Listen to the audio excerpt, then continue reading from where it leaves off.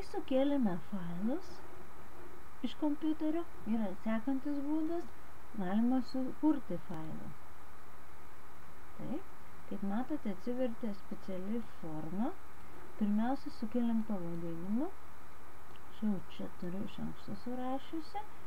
Ir galima į turinį galima rašyti, suformatuoti, galima įkelti iš Wordinio dokumento ar šešėksninio dokumento informaciją. Šiuo metu aš tiesiog nukopijuosiu iš Excelinės formos visą informaciją.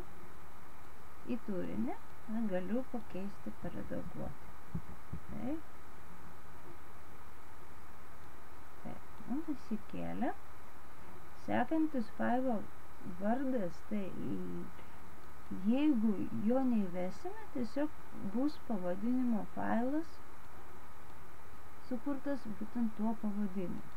Toliau yra elemento matomumas rodyti slėpti, tai yra ar šitas dokumentas, sukurtas dokumentas bus matomas studentui ar ne. Palikime rodyti ir išsaugome. Ir matote, elementas sukurti failą buvo pridėtas ir sukurtas. Žiūrėkite toliau. Jeigu jums nepatinka, kad toje vietoje yra tas failas, jūs norite, kad būtų šitoje pozicijoje, tiesiog yra dalykas, kaip perkelti, galima į viršų arba į kitą pusę.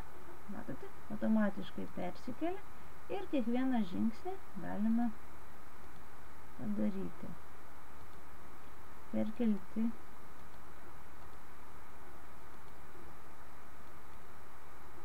į viršų. Tai va, atsidūrė mūsų vietoje.